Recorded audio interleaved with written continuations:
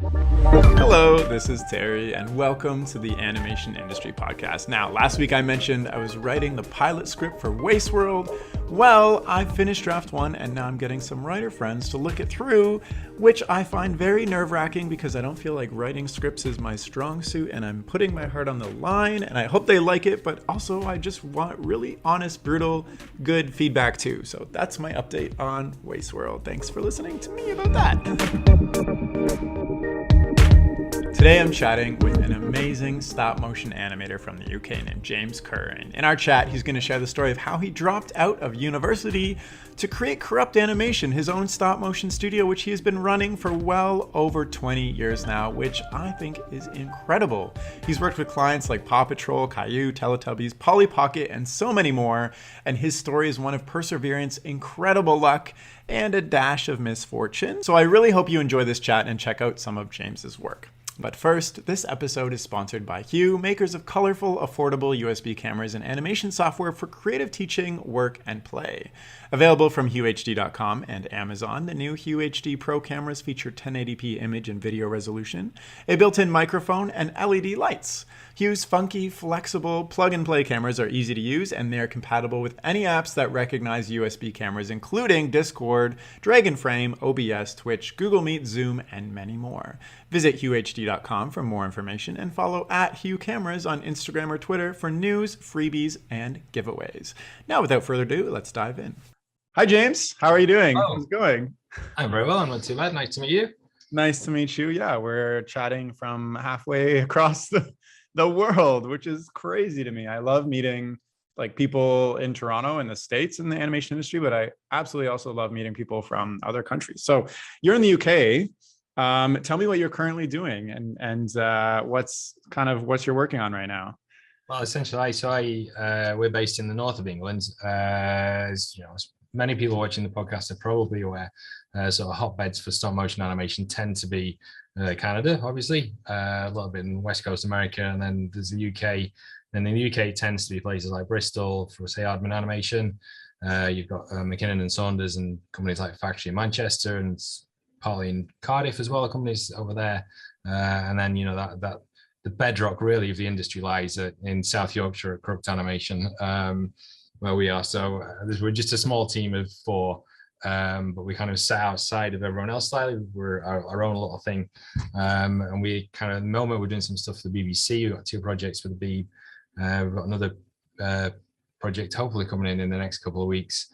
So we kind of, you know, as always, as most motion animators are aware, it's a bit like the ocean. It's up and down. Yeah. So we've kind of had some big peaks and then some quiet bits and big peaks, and we're just coming off the back of a quiet bit.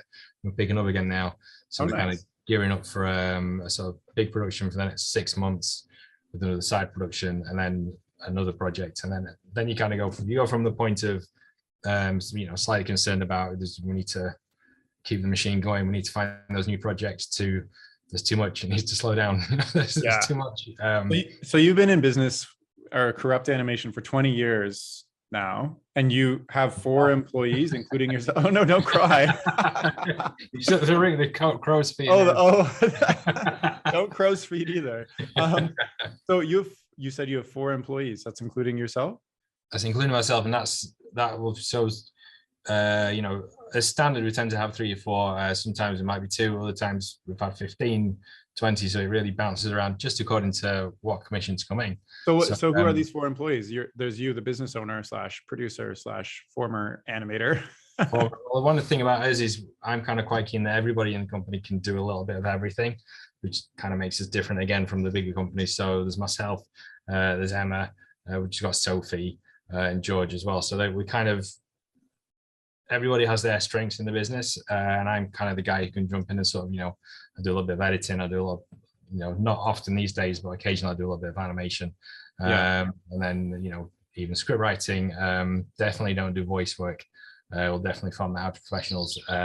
You know, animatics, whatever it might be, really, even sound design. So everybody's kind of clued into every section of production, the whole production process, which means we're quite fluid in what we do, and people can bounce from one position to another, which is, you know, it's interesting because it means people have an understanding of every section of the process and understand that what they do in one particular role, how that will impact on other sections of production. And that means we can be quite fluid and quick in how we turn things over. I mean, what I tend to say is, it's not the most maybe complimentary way you'd maybe say of describing the business, but so I don't know how supermarkets are in Canada, but in the UK we have there's a hierarchy of your supermarkets. At the top end you have like a Waitrose, which is the very, if you've got cash, you go to Waitrose and get your nice fruits and veg and really nice cuts of meat. And then it works its way down to, Sainsbury's or Tesco's or Asda, and then you kind of move down to places called like Aldi and Lidl, which is kind of like, where I go. Yeah. But the thing about Aldi and Lidl is you do get, good value for money. It doesn't cost very much, but you get quite a big lot of bang for your buck, as it were. So that's how I describe we're the Aldi of stop motion animation. It's with a low budget kind of people. We don't do multi-million-pound projects with, Netflix or anything like that, but we do the sort of smaller commissions at the bottom end where we can kind of, you'll get a lot of value for. I always say we kind of can get you 90% of the value of, say, dare I say, Hardman or something like that for 10% of the cost. Wow. It's essentially so people are coming to you for like hand tailored, working closely with getting a lot of bang for their buck when they don't have a big budget. That's cool. Do you work only in stop motion, like stop motion exclusively? Like, is that yeah? Pretty much, yeah. Essentially 90% of it is stop motion. Do you ever feel like that limits, like as a business owner, do you ever feel that limits kind of the projects you can take on? Like, why not also do 2D or dive into 3D or even live action? We've found over time we are kind of moving. There's tend to be more sort of mixed media projects now, and it is.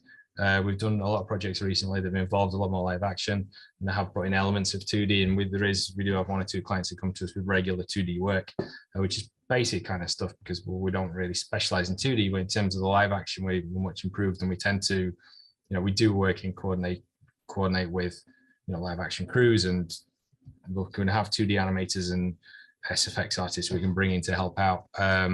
Which is good, but essentially our niche has always been that we are, a specialist stop motion studio, and our niche is that we can work on tight budgets in very short spaces of time, because we're all aware it can take a long time. But the way we put our projects together and that unique production process we have for development all the way through to execution is it means we can do things on a compressed space of time. And so, we will often have. We haven't had any this year, but usually sort of around October, clients tend to come to us and say, we'd love like a Christmas advert, and was like, cool, it's a little bit late in the year, but we other companies probably couldn't do that, but we can do that for you. It's sort of 1 month turnaround.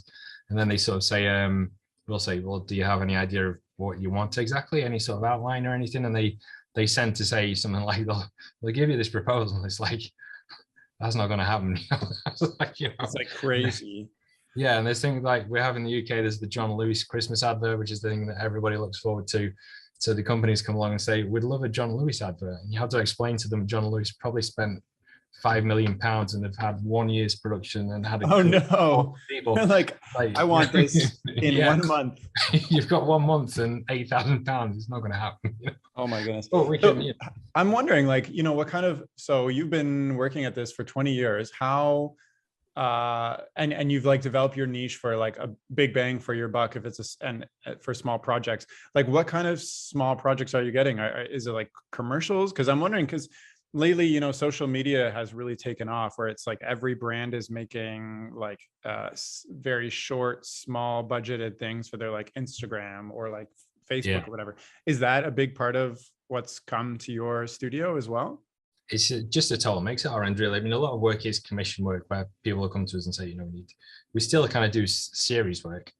So the thing we've just started at the minute is a short series for well, not a new client, but a fairly big client. But then, other things, there'll be music videos, there'll be little interstitials, stuff for like, we did a sci-fi channel a while back. And just, it's a total mixed bag, really. And that's kind of what's interesting about it. We'll cover everything. We won't cut ourselves off from anything, but it is interesting. Sorry. How are these clients finding you? Are you getting these clients? Like, what is the most successful way you've been able to grow your client base? say it's a 50-50 mix of, a mix of word of mouth from clients who deal with other clients who put us in touch with us, as pitching for work, and it's just finding work, sort of, we have a database, kind of get in touch and say, hello. And they're like, So just cold emailing. and there are, we do people? have people who kind of, you could say they're agents in a way. So they kind of work for us in that capacity, and they're kind of, not just in the UK, but in the States and that, and they'll kind of, call up and say, I think I've got a bite over here. So I'll jump online and see where it goes from there, really. So, okay, you obviously didn't start off with, 20 years experience and full-time paid employees. So can you wind it back and tell me, how did you get into this in the first place? Because I also know you didn't have any formalized schooling in animation or anything. You just like woke up one day and you're like, stop motion's my thing. And if I were to look in the future, I have a stop motion studio that makes commercials. Like, tell me where it started. How do I get started? It was essentially, for me, I was sort of back in secondary school in the UK, and I kind of knew I couldn't do a desk job. It just wasn't going to be my thing. From the way I'd grown up, I needed to do something kind of creative. I was always, exactly what that would be, I didn't know, but it had to be something that I could just challenge myself, and I knew I wasn't going to be a teacher. I was desperate to get out of school. But what exactly I was going to do, I wasn't quite sure. So my logic at that time in my life, when you're sort of 18 and just don't really have any life experience and don't know what you're doing, was we were doing our A levels at school. And when you do your A levels, you sort of halfway through, they give you this big sort of like a telephone directory thickness, this huge book called the ACAS book, or the UCAS book, which is like all the university courses. And they say, in order to for the school to try and get as many kids to go to university as possible, like, there's the book, choose what you want to do. So you kind of flicking through this giant folder, huge book of like all these different courses. You haven't got a clue what you want to do. So my logic was that when we were doing our A levels, me and a couple of friends, I happened to live very close to the school I went to. So me and two of my best friends, we would go home to my place at lunch, because we knew we could get a better lunch from my mum than we could from the school. So we get a lunch from mum, and then we would sit, and I had like these Bugs Bunny VHS tapes and Wile E. Coyote and whatever, and Daffy Duck. So we'd 18 or 19-year-old just flick Bugs Bunny on and sit there eating bacon sandwiches. And then my logic there, going back to school, was and looking through the UCAS book, was like, oh, well, there's an animation course here. So those cartoons look kind of cool. So maybe I should do that. So I kind of signed up to uni, got into uni. That was kind of a miracle. I kind of got into uni, and then I realized as I got accepted onto one or two courses that what they tend to prefer is if you do what's called a foundation course, which is sort of a 1 year creative course before you totally properly. So I did a foundation course in Doncaster with another friend of mine, and then applied again and got a few options of where I wanted to go. And again, your theory at that time in life is maybe not the best, but I got selected to go to Northumbria or Newcastle. And I basically went there because it's a party town and it really looked like it was going to be lots of fun. And that's what I did. So I signed up to do that for 3 years.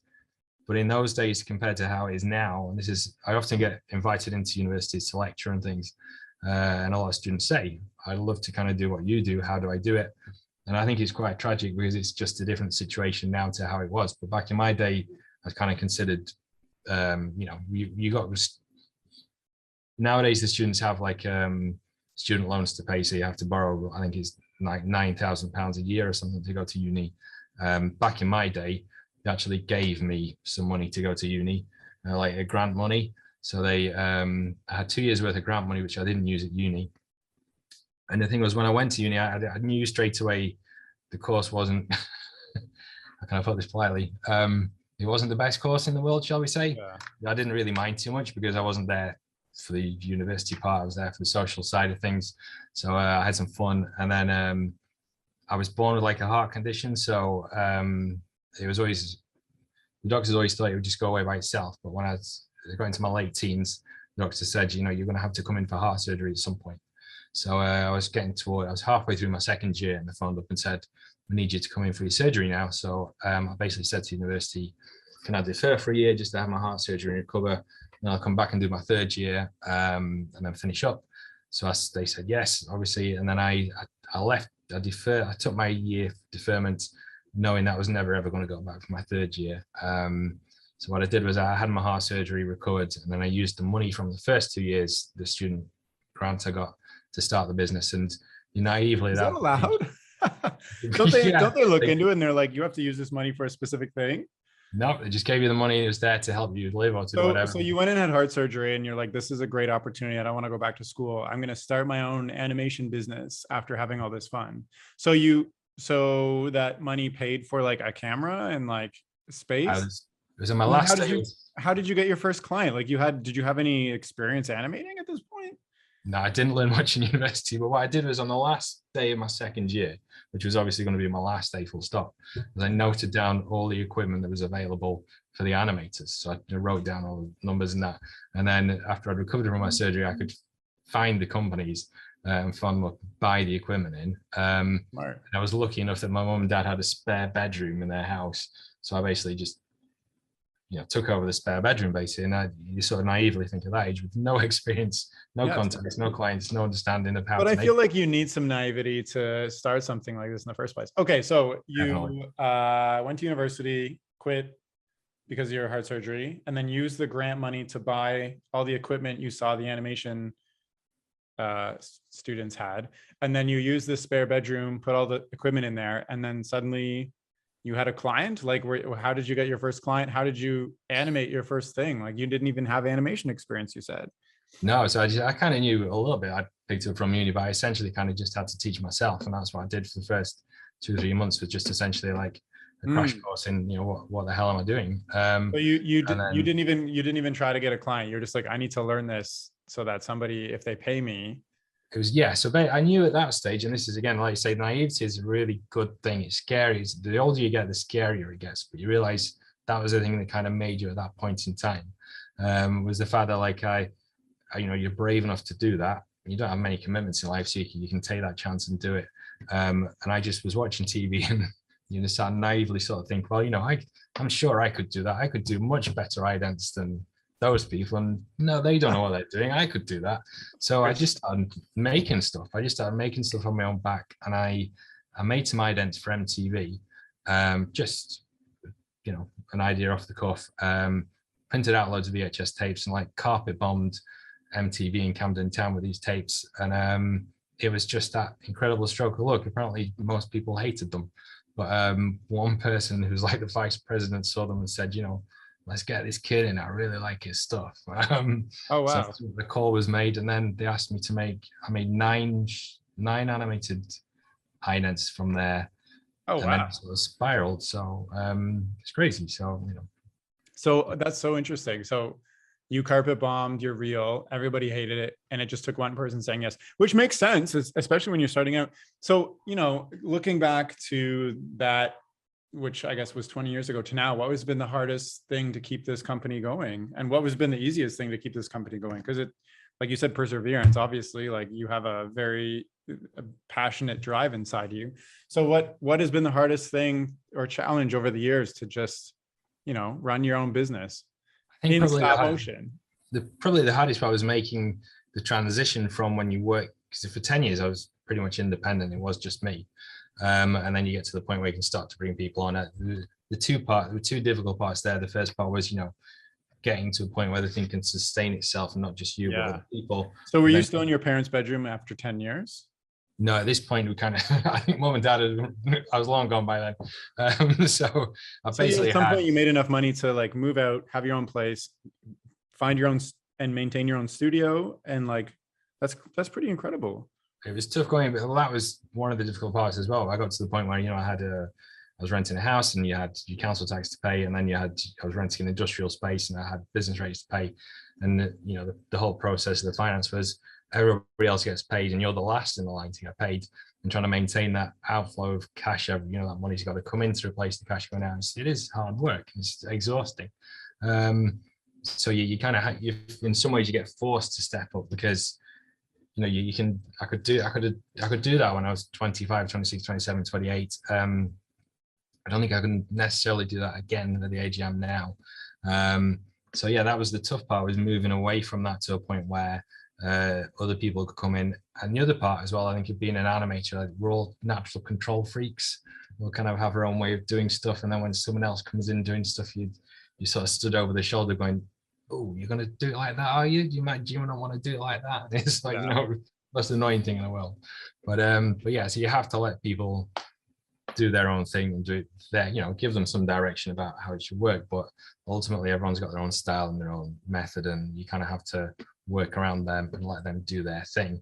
And you just learn to manage the thing. And that's where I kind of came away from the animation. And, I kind of let people, if I get on the animation floor now, I'm almost a bit sort of like a fish out of water. Like, what's everyone doing again? Oh, right, that's good. Show me how you do that. Nice. So I'm also curious why you've decided to maintain this niche of yours. Like you mentioned, if a client wants like a $5 million production for Netflix, that's not you. Is there something that you're working towards, or is there a reason that you've chosen this niche, but this niche specifically? We are always in the long run. We'll always look to we'd love to have our own show. I think every studio kind of goes in that direction. And in the past, going back to sort of the whole thing about the MTV thing, it was some incredible good fortune. There's the MTV thing, and then there was a bit of work with ITV, and then incredibly, I happened to meet a commissioner with one of the terrestrial broadcasters in the UK, who again just seemed to like my attitude, saw my pictures and said that, saw the big pitch I'd done, and he said, no, that's terrible. But the other idea, the thing that was on the back of the envelope, that looks interesting, so let's go with that. So he kind of, threw a total curveball and binned my big idea for world domination, and took the tiny little idea, which I hadn't had any sort of time thinking about, and then he sort of gave me some money to make my own show on terrestrial TV in the UK. So, and I didn't realize how lucky I was at that stage to be sort of 24, 25, making a TV show broadcast on national TV. Yeah, that's incredible.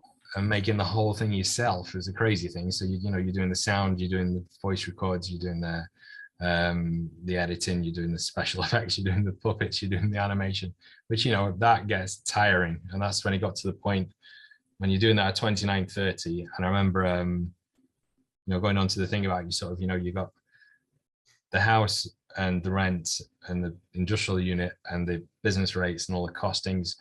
And I remember I got to a point as well where I came out of a big industrial unit and started renting a big house instead. So I was like living on my own in this huge 5-bedroom house with this huge garage. And the reason I did it was because I could run the business out of the garage. So I literally stripped the garage and just set up the studio in there. But I remember working so late into the night, just trying to do everything myself, and my back was killing me. I was in agony. And just thinking, I can't keep doing this. But every time they kept turning around and saying, can you do series 4? Can you do series 5? And you didn't want to say no, because you don't want to turn down the work. So we kept doing that, but always in the back of my mind, where we are now, fast forward to now, is we're always thinking about maybe that's the next step now, is to move up to our own series in some way. There's a few ideas there, but there's a few things we're pushing for.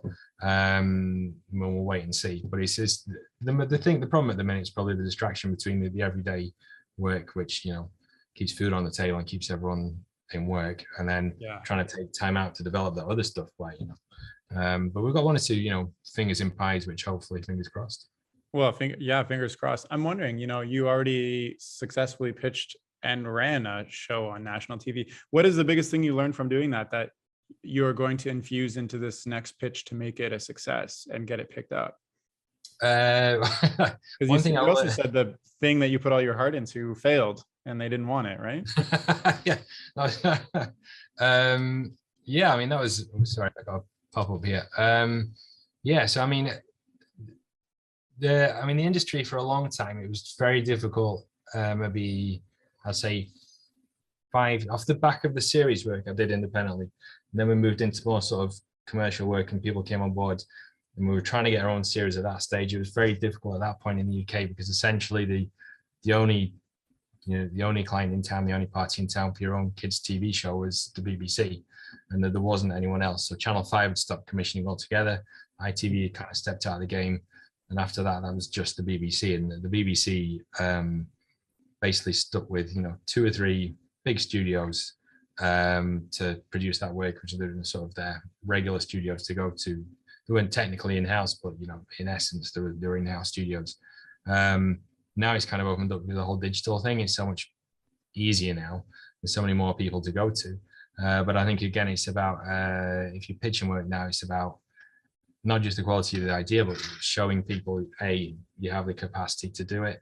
Yeah, I was just thinking, because like there's one thing to say like, here's a pitch, and they're like, great, thank you, and then they hand it off to their own production teams. But you're like, no, we can make that too. So you're not only pitching your idea, but you're pitching your studio as well. It's like they have to go hand in hand, I guess, right? I say the tricky thing is that we've found in the past, and this is where we've tripped up in the past slightly, that we are sort of the Aldi of stop motion animation in the UK. So what we like to think is we can offer great value for money. That didn't necessarily always apply in the past, because clients are more inclined to sort of think along the lines of they'd rather pay what we would say is over the odds for the security, as against getting that cost saving, but then going with somebody new. I think that's getting slightly easier now. It's still there to a degree, and we've noticed even with the new players in the game, there's still an issue around commissioners, and that you have to kind of put yourself in their shoes. And if you're in their shoes, is they want to know it's going to turn up on time and on budget. The alternative is they pay out a much smaller budget, but then there's the concern is that maybe the quality isn't there and it's not there on time, or they have to put more money, the money runs out and they have to put more money in, which makes them look bad. So in essence, in some ways, you can kind of see their point of view of sticking with the norm. But we've always found that the clients we like to work with the best are the ones that are the risk takers and take the chance, and they get the rewards, because they're the ones that can turn around and say, we got this show for this price. Well, look at it, it's brilliant. But that's what we're looking for. We're looking for that commissioner who's brave enough to say, go on, then here's, and they don't have to throw in, they don't have to put in millions of pounds, but if they put in a few 100,000, we're confident we come back with something pretty kick-ass. And totally. So how long do you think it'll take to find somebody like this? Who knows? Well, I'm 22 years. Call me back in. What's that? Yeah. Before? I don't know. I was curious. Like, I don't know. You seem to have a good grasp on the industry over where you are, and obviously you've been doing this for a while, and you have a lot of contacts. Like, I don't know. Are you like, is this like something that you're trying to make happen no matter what, or it's more like we're keeping business as usual, and if the opportunity comes up, we'll adjust? I think that's the difficulty at the minute, is the balance between the two. I'm confident it will come along at some point, because I think it's just smart business. I think for a broadcaster or and it is, the cost points are getting much lower these days. It's so much easier. I mean, when I started, although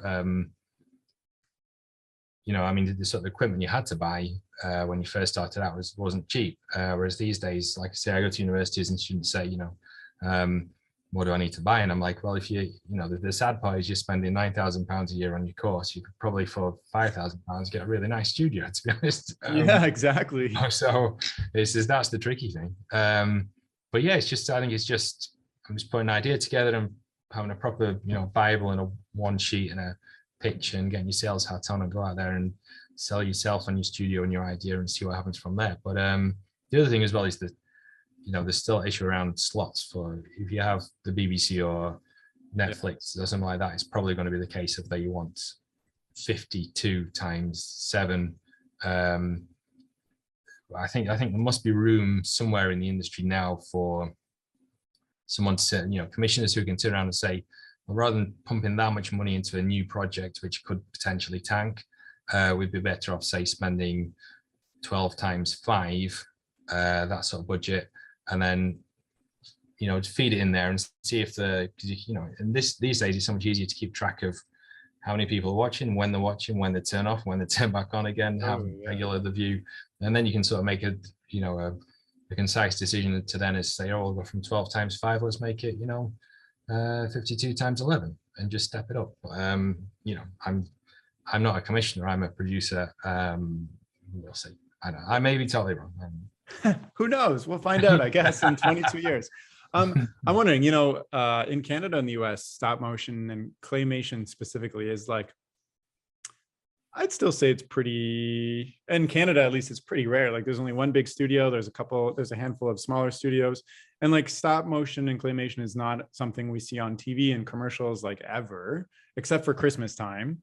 Where you are, it seems like it's more ingrained in the culture because of like Wallace and Gromit and like Aardman championing that. How much space is there for smaller studios like yourself to thrive just specifically on stop motion? Like, do you see a lot of competition for yourself, or are you kind of like a unicorn thing? I guess we're a bit of a unicorn, really. But I mean, essentially, I think it's a breakdown of how because the term stop motion is obviously quite broad. So because I always think you say to someone in the UK, you say to most people, you say, I'm a stop motion animator. They tend to think of Wallace and Gromit or more. I mean, you say that here, they don't even know what you're talking about. Yeah, so that's the problem overseas. So I was speaking to a contact about the Chinese market a couple of weeks ago, and they said, we were trying to work our way into China, and they said, to be honest, we just don't have stop motion in China at all. It's not going to work. It's dead. So it will work great because it'll stand out, and everybody will be like, "What is that?" That's it, Terry. You should be a commissioner. You should be exactly. But no. So in the UK, there's that sort of it's Wallace and Gromit or Morph, and so you kind of move along the lines of claymation then. And claymation is we do have done some claymations in the past. We do claymation, but it's not just claymation. We do Lego, we do toy animations, we do cutout animations, puppet animations. So there's quite a broad kind of reach. But I think in terms of pure claymation studio, it can be done. But I think it's, that's something we tend to stay clear of, because it is, even for us who have fast turnaround times and, low budgets, because we have fast turnaround times, when you deal with clay, it is a bit harder to condense those production times. It's messy and it's hard to work with, and there are techniques to speeding things up, but it's a technique which is quite tricky to kind of work with. But so if you're working solely in claymation, I guess it could be done, and I think it's a great visual style that is really underestimated. I think maybe marketing agencies and that have a better ad agencies are a bit more creative about their thinking and tend to work along those lines, whereas in sort of broadcast and things, people play safe. So I think it's hard, there's no doubt about it. But I think so going back to your point about just staying in the stop motion space, is you can branch out into 2D and 3D, which is fine. And I won't say we'll never do that. If somebody came along and offered me £7 million 3D animated series for Netflix, please, here's $7 million. It's the games. You're like, fine, okay, maybe. That Richard Branson method of business is where, like, where Netflix come along and say, James, will you make a CGI animated blockbuster for us on £25 million? And can you do that? Be like, yeah, of course. Okay, so as you're saying this, I'm wondering, you're a four-person studio mainly run by yourself. What happens when you get sick or decide to go on vacation, or you've just decided you've had enough? Like, does the company dissolve? Do you like? As my wife knows, you never go on. Well, we do obviously go on holiday, and you do get sick. Your wife is like, please, here's £7 million to go on vacation with me. You're like, nah. She'd just go. If she'd go without me, she'd happily go. But no, so that's the thing. There is always that pressure there when it's a small studio and you're kind of in charge, is you can't really afford to be too sick, and you can't afford to, you can go on holiday, but it's just the nature of the beast. Is you go on a holiday, and we went away to just on a staycation, as that term has cropped up over the past 2 years, staycation in the UK a while back, and we're supposed to be on a holiday as a family. My phone is just ringing off the hook, and it's massively frustrating for my wife and my family. And you're trying to get that balance between trying to have your family time together, but you're trying to keep the whole machine going. So it is difficult. But like playing a timed game of chess, and every time it's your turn, your phone rings. Yeah, exactly. You sat just having a drink with friends in the pub, and it's like, oh, sorry, you gotta go. And that's just the nature of it. I mean, that sounds, I want my phone to be ringing off the hook with clients being like, Terry, we just want you to work with you so bad. That sounds like a great problem to have, but also I totally understand. It's no. What the clients are calling about is to make changes and say, oh, that's the opposite. That's no. That kind of causes like, but yeah, so that's that's the tough part of it, but it's a job I absolutely love. I've been doing it for this long. And as we spoke about earlier, if it's something, if you don't like doing, I'm a firm believer. If you don't like doing something, then you got to do something else. And I do this because I really do enjoy it, and I really think, and we would really love at some point to do something, a big show of our own, like every. So let me ask you this: for the studio, the future is, you said you want to get into series. But for yourself, like thinking back, you were eating sandwiches at home, watching Bugs Bunny, being like, it would be cool to animate. And then you went on to making your own series, becoming an animator, starting a business, and now you don't even animate, you're a producer. What's next for you personally in this career path you've chosen? Well, in some ways, it's kind of, because this is why I feel a bit like a fraud. Where I'm on a podcast talking to lots of stop motion animators, but my passion isn't. I'm always in awe, and having watched so many people you've interviewed in your podcast of how passionate they are about the actual art of stop motion animation, how patient they are, and how just incredibly skilled they are. Yeah.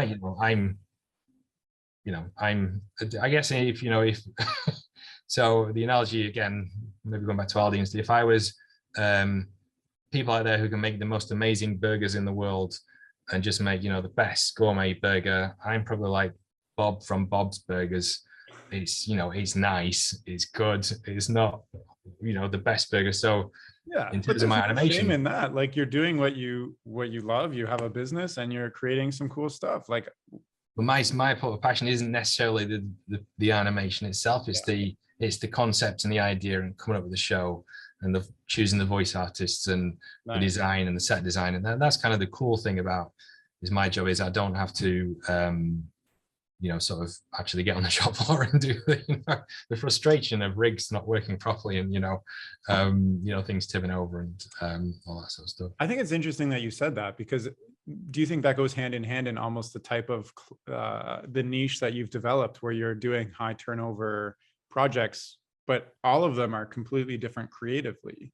Yeah. And so do you think that is also why you've chosen this niche of kind of like smaller, I mean, I don't know if it's always last minute or low budget or whatever, but the creativity that you can expend is much higher than working at one thing for quite a long time?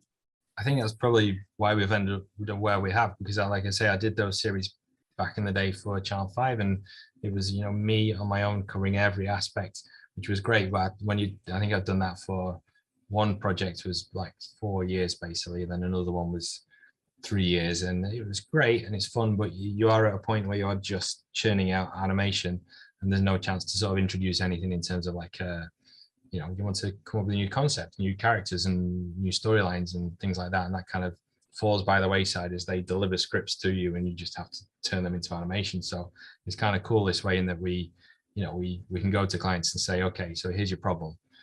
I mean, lots of times they will come to us and say, we specifically want this, and that's fine, that's great. But what we can do, and what one of our niches is, we can say, well, that's good, but how about we think of maybe coming at it from this angle and maybe introduce this idea. And this one we're just doing for a new client at the minute is it's been really fun to sort of just start building the sets today, and I just really buzzed to kind of see it coming together. Nice. There's a new character I came up with a few weeks ago who looked really fun. I'm just looking for a voice artist at the minute, so that's the fun part for me now. Amazing.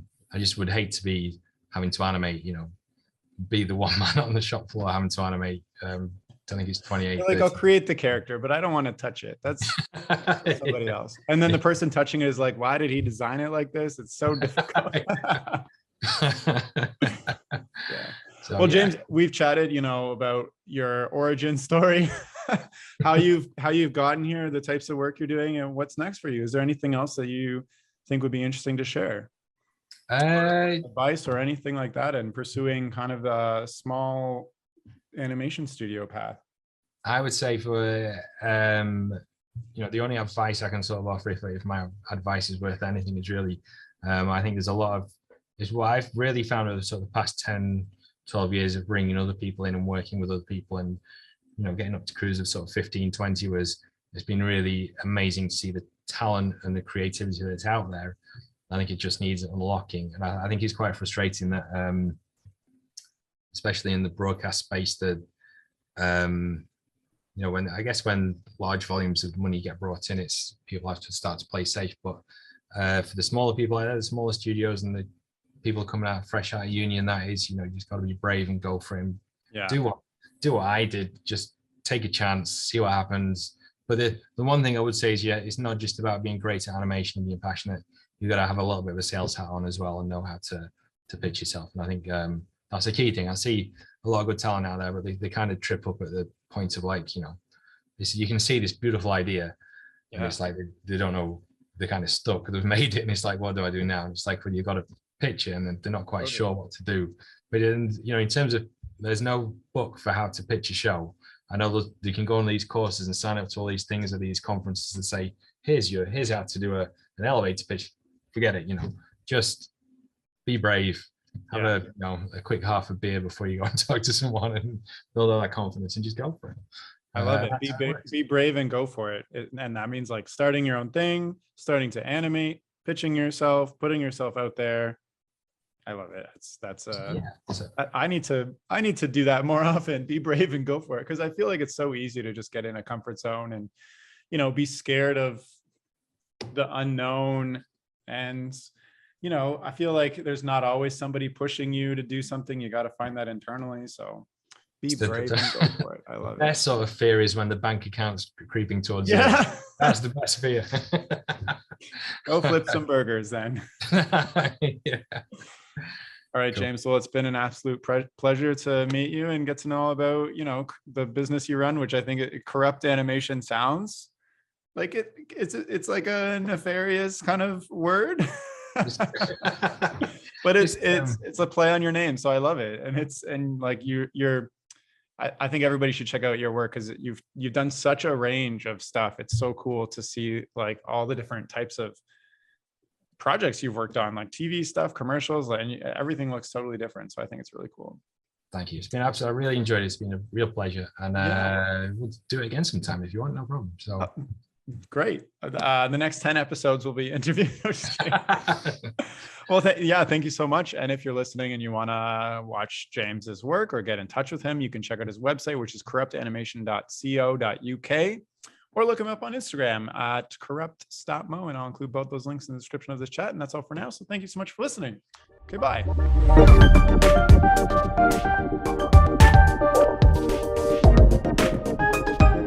The music for this podcast was composed by Will Farmer and the graphics by Daniel Abensauer. I encourage you to look them up if you enjoyed their work.